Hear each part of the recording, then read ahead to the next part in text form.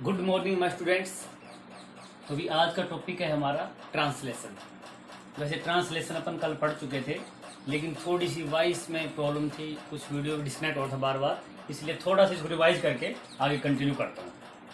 तो मैंने देखा था कि ट्रांसलेशन में होता क्या है, एक्चुअली mRNA से प्रोटीन बनता है एक सेल के अंदर, न्यूक्लियस से mRNA मैसेंजर RNA आता है और हम उसको ट्रांसलेट करते हैं प्रोटीन में। हमारे पास एक mRNA है और mRNA से प्रोटीन सिंथेसिस की प्रक्रिया क्या कहलाती है, ट्रांसलेशन कहलाती है। यानी कि न्यूक्लिक एसिड जो mRNA होता है वो न्यूक्लियोटाइड्स का बना होता है। उन न्यूक्लियोटाइड्स की तरह अरेंजमेंट करना अमीनो एसिड्स का, क्योंकि हमारे पास साइटोप्लाज्म में बहुत सारे अमीनो एसिड्स होते हैं।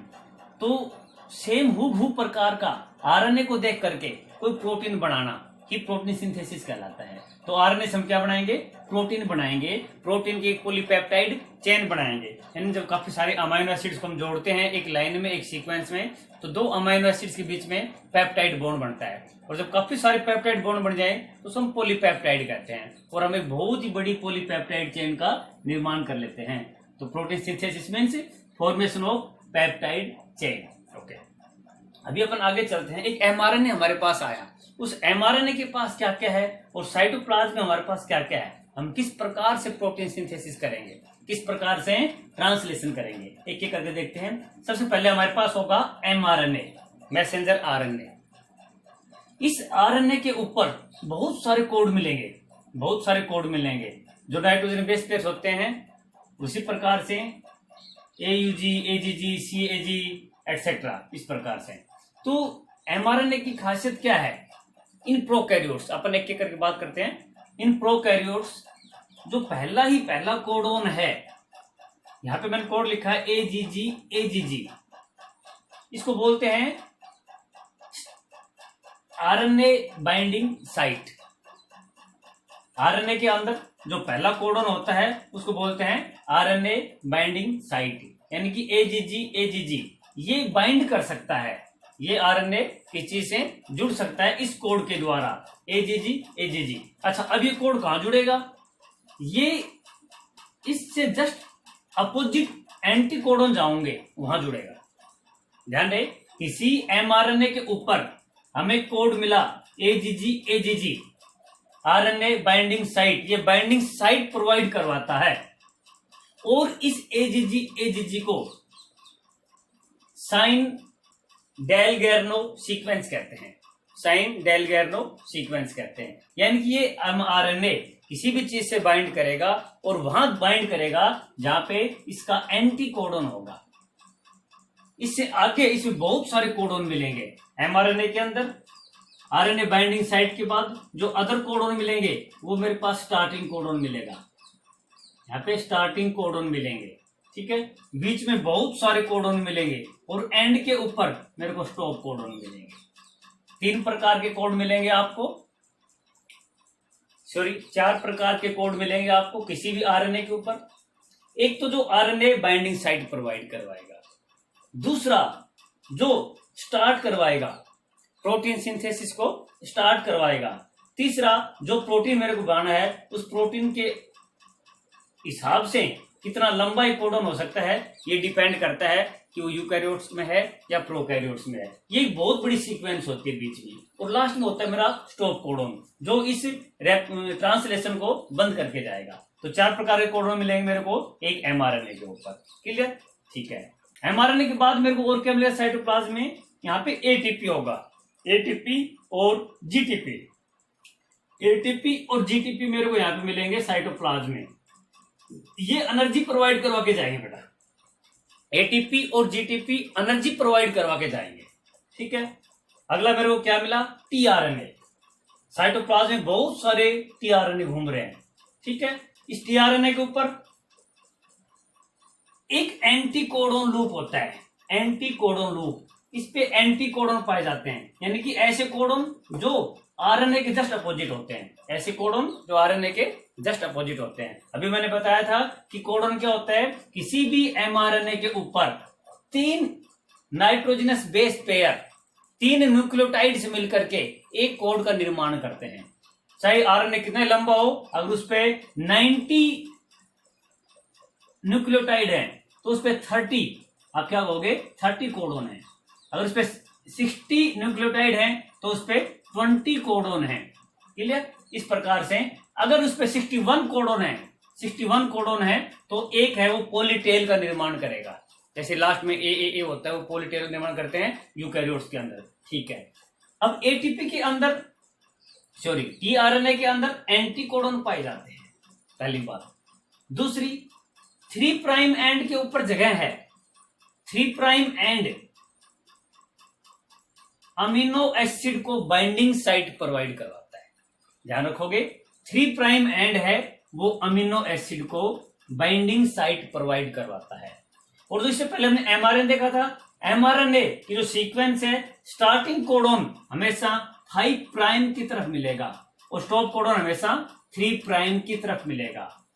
जब हम ट्रांसलेशन स्टार्ट करेंगे तो ट्रांसलेशन स्टार्ट 5 प्राइम की तरफ से ही होगी। ठीक है, अब हमें यहाँ पे टीआरएनए मिलेगा, एटीपी और जीटीपी मिल गए एनर्जी के लिए। इसके बाद हमारे पास बहुत सारे जो एसेंशियल है प्रोटीन सिंथेसिस के लिए, एसेंशियल अमाइनो एसिड्स होंगे हमारे पास about 20 type of amino acids, 20 type के एसेंशियल अमाइनो एसिड्स उपलब्ध होते हैं हमारी साइटोप्लाज्म में। ये जो अमीनो एसिड्स हैं ये फ्री हैं, ये अभी फ्री घूम रहे हैं, इनके ऊपर किसी से भी जुड़े हुए नहीं है। टीआरएनए है ये फ्री घूम रहे हैं, एटीपी और जीटीपी फ्री घूम रहे हैं।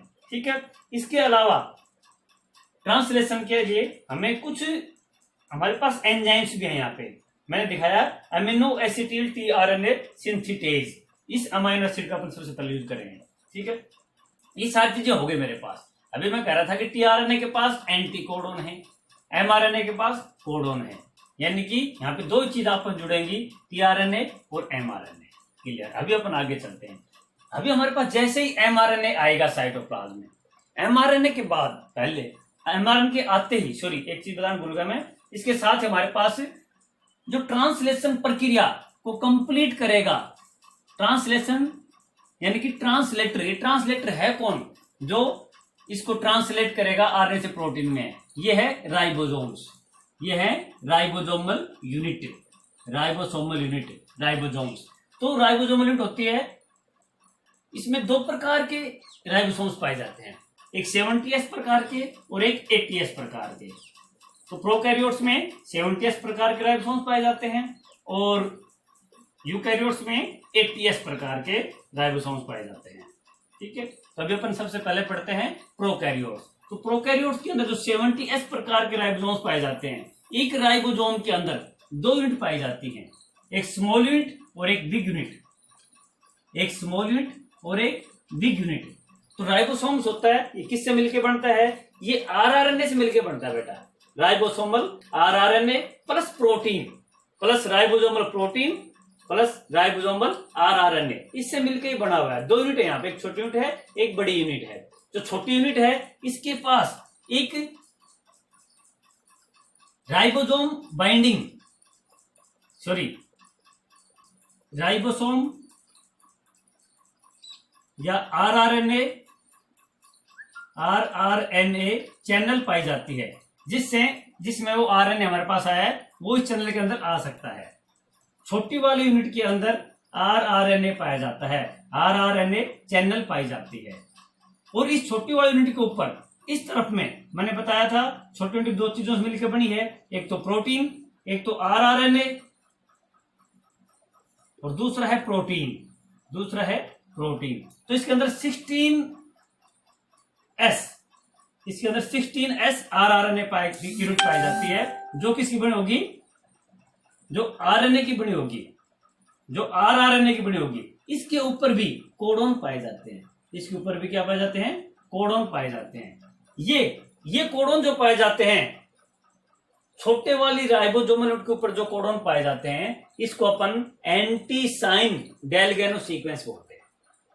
हमने यहां पे देखा था कि एमआरएनए के ऊपर एक सीक्वेंस है, साइन डेलगेनो सीक्वेंस, जो बाइंडिंग साइट प्रोवाइड करवाता है। इसी प्रकार से राइबोसोम्स के ऊपर एंटी साइन डेलगेनो सीक्वेंस है, जस्ट इसके अपोजिट है एजीजी एजीजी, इसका जस्ट कॉम्प्लीमेंट्री क्या होगा आपका एजीजी एजीजी का क्या होगा यूसीसी यूसीसी, यानी कि इस छोटे वाले यूनिट के ऊपर यहां पे एंटी साइन डेलगेनो सीक्वेंस पाई जाएगी जिस पे लिखा होगा यूसीसी यूसीसी यूसीसी यूसीसी। अभी अपन आगे इसको स्टार्ट करते हैं। जैसे ही आरएनए आएगा तो आरएनए कहां पे जाएगा, आरएनए के पास एक सीक्वेंस है, एक कोडिंग है, तो ये बाइंडिंग साइट प्रोवाइड करवा रहा है, ये उससे बाइंड करेगा जो इससे अपोजिट कोड रख रहा है। तो ये देखेगा कि टीआरएनए के पास तो नहीं है ऐसा अपोजिट कोड, अमीनो एसिड के पास भी नहीं है, इस टीआरएनए के पास भी नहीं है, इस टीआरएनए के पास भी नहीं है, इसने देखा छोटी वाले यूनिट के पास है। अब देखो भी ध्यान से, ये जो आरएनए है ये सीधा आएगा, ये सीधा चल के आएगा और इस छोटी वाले यूनिट के पास आ जाएगा। मैं अलग से बनाता हूं स्ट्रक्चर, यहाँ पे ये मेरे पास छोटी यूनिट है,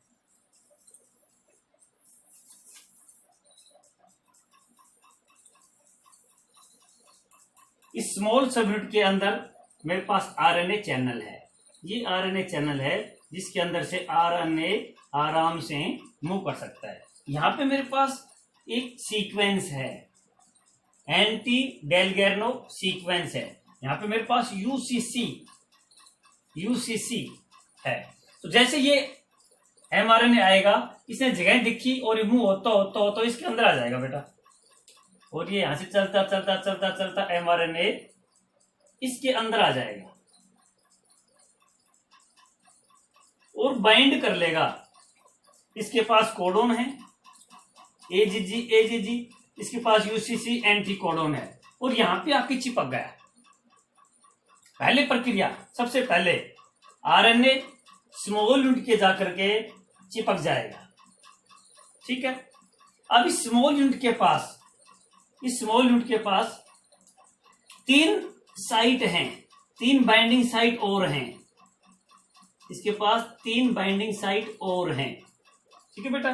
3 बाइंडिंग साइट हैं, इसको बोलते हैं ए साइट, इसको बोलते हैं पी साइट, इसको बोलते हैं ई साइट। जैसे ये प्रक्रिया होगी, आरएनए जब इधर से आया था, आरएनए जब इधर से गया था और जाकर के राइबोसोम की स्मॉल यूनिट से बाइंड हुआ था, उस समय पे अमीनो एसिड्स ने इसको देख लिया, टीआरएनए ने इसको देख लिया, ठीक है, एटीपी ने इसको देख लिया, सभी ने इसको देखा और सभी इसके पास जाना चाह रहे थे, सभी इसको जाकर के नजदीक से देखना चाह रहे थे। इस दौरान क्या हुआ, जो पहली फर्स्ट स्टेप है मेरा, उसमें क्या करेंगे अपन, अमीनो एसिड, जो हमारे पास अमीनो एसिड है, इस अमीनो एसिड को हम टीआरएनए से चार्ज करेंगे, चार्ज टीआरएनए। ये अमीनो एसिड खुद नहीं जा सकता, ये टीआरएनए के ऊपर बैठ करके जाएगा, लेकिन इससे पहले टीआरएनए के नजदीक एटीपी है। अब यहाँ पे एटीपी और टीआरएनए, एटीपी और टीआरएनए दोनों के बीच में बॉन्डिंग हो गई, एटीपी और टीआरएनए दोनों आपस में जुड़ गए, ठीक है बेटा। एटीपी, सबसे पहले एटीपी और टीआरएनए दोनों आपस में जुड़ गए। जुड़ने के बाद एटीपी और टीआरएनए इकट्ठे हो गए, लेकिन अभी भी अमीनो एसिड अलग है। इन दोनों को जोड़ेगा कौन, टीआरएनए को और अमीनो एसिड को कौन जोड़ेगा। तो कोई भी रिएक्शन होती है, उस रिएक्शन को करने के लिए हमारे पास कुछ एंजाइम्स होते हैं जो किसी भी रिएक्शन को बहुत फास्ट कर सकते हैं। वैसे तो अपने आप ही जुड़ जाते हैं काफी टाइम के बाद, लेकिन जब तक वो एमआरएनए पे दूर चला गया होगा। तो इसलिए यहाँ पे क्या क्या एंजाइम आएगा, amino acetyl tRNA synthetase, amino acetyl tRNA synthetase, AARS नाम का एक एंजाइम आएगा। और ये एंजाइम क्या एक्चुअल क्या होता है, एंजाइम मीडिएटर का काम करता है। ये एंजाइम इस प्रकार की स्ट्रक्चर होती है। तो एंजाइम के पास 2 बाइंडिंग साइट हैं, ये किसी भी 2 सबस्ट्रेट को जोड़ देता है और प्रोडक्ट तैयार करता है। किसी भी 2 सबस्ट्रेट को जोड़ करके उनको इकट्ठा कर देता है।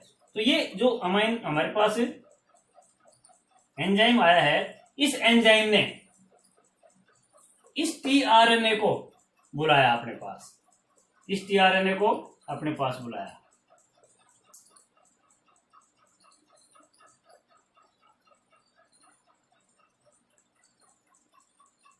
इस टीआरएनए के साथ साथ एटीपी भी आया। लेकिन जब इस एंजाइम ने इस टीआरएनए के साथ बॉन्डिंग की, इस टीआरएनए के साथ ये जुड़ा, तो यहाँ पे 2 फॉस्फेट रिलीज हो जाएंगे। यहाँ पे 2 फॉस्फेट रिलीज हो जाएंगे। तो अभी हमारे पास क्या बचेगा? यहाँ पे टीआरएनए प्लस एएमपी, यहाँ पे क्या बचेगा? मोनोफॉस्फेट। 2 फॉस्फेट ऐसे रिलीज हो गई, हमारे पास क्या बचा? TRNA plus AMP. अब ऐसी कंडीशन के अंदर इस एंजाइम ने क्या किया? मिथोइनिन नाम के अमीनो एसिड को बुलाया। यहाँ पे इसने बुलाया मिथोइनिन, ये मिथोइनिन इसके अंदर आ गया और दोनों को जोड़ दिया, मिथोइनिन को और टीआरएनए को, दोनों को जोड़ दिया। जोड़ने के बाद हमेशा किस टीआरएनए से कौन सा अमीनो एसिड जुड़ेगा, ये डिपेंड करता है जो एंटीकोडोन लूप है टीआरएनए की उस पर। ध्यान रहे, मिथोइनिन नाम का अमीनो एसिड किस कोडोन से जुड़ता है? तो अपन कहेंगे मिथोइनिन नाम का अमीनो एसिड एयूजी नाम के कोडोन से इंटरेक्ट होता है। लेकिन जो एयूजी कोडोन है वो एयूजी टीआरएनए पे नहीं होना चाहिए, वो एयूजी एमआरएनए पे होना चाहिए। यहां पे जो एमआरएनए है, इस एमआरएनए के ऊपर कोडोन एयूजी है, एंटीकोडोन हमेशा टीआरएनए के ऊपर रहेगा। तो एयूजी का एंटीकोडोन क्या है? यूएसी, यानी कि जिस टीआरएनए के ऊपर यूएसी होगा उस टीआरएनए के साथ ये अमाइनो एसिड जाकर के बाइंड कर सकता है। ध्यान रहे, अगर आप पूछा जाए कि जो कोडोन हमने दिया हुआ है, ट्रिपलेट कोडोन पद्धति जो आपके पास है, उसमें जिसके पास जो कोडोन होता है वो एमआरएनए के पास होता है और एंटीकोडोन होता है वो टीआरएनए के पास होता है। तो कोई भी अमीनो एसिड जो हमने इनका डिस्ट्रीब्यूशन किया हुआ है, अमीनो एसिड का डिस्ट्रीब्यूशन एज पर आरएनए किया हुआ है, ना कि एज पर टीआरएनए। अगर कहीं आप ऐसा देखोगे कि किस टीआरएनए के ऊपर एयूजी है, तो आपको किसी भी टीआरएनए के ऊपर एयूजी नहीं मिलेगा, या उससे वो मिथोइनिन नहीं जुड़ पाएगा। एयूजी का सप्लीमेंट्री जो है यूएसी, उसके ऊपर ही मिथोइनिन जाकर के जुड़ जाएगा। अब हमें यहां से क्या मिला? इस एंजाइम की प्रेजेंस में, एटीपी की प्रेजेंस में एक अमीनो एसिड, एटीपी की प्रेजेंस में एक अमीनो एसिड एक टीआरएनए से जुड़ गया by the help of amino acetyl tRNA synthetase enzyme. इस एंजाइम की प्रेजेंस में एक अमीनो एसिड एक टीआरएनए से जुड़ गया। और अब जो शेप आएगी आपके पास वो क्या आएगी कि ये जो अमीनो एसिड है ये 3 प्राइम के ऊपर जुड़ जाएगा बेटा।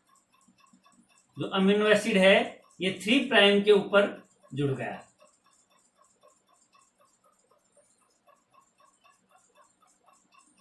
क्लियर? अब ये जो टीआरएनए है ये चार्ज हो गया, ये चार्ज टीआरएनए कहलाएगा। क्या कहलाएगा? ये चार्ज टीआरएनए या अमीनो एसिटिल टीआरएनए, ये कहलाएगा अमीनो एसिटिल टीआरएनए या चार्ज ऑफ टीआरएनए, या इसको कहोगे आप एक्टिवेशन ऑफ टीआरएनए। ये इसको कहोगे आप, इस प्रक्रिया को क्या कहोगे? Activation of tRNA. अब टीआरएनए का एक्टिवेशन हो चुका और टीआरएनए बिल्कुल तैयार हो गया अमीनो एसिड्स को लेकर के जाने के लिए। ठीक है, यहां तक क्लियर है?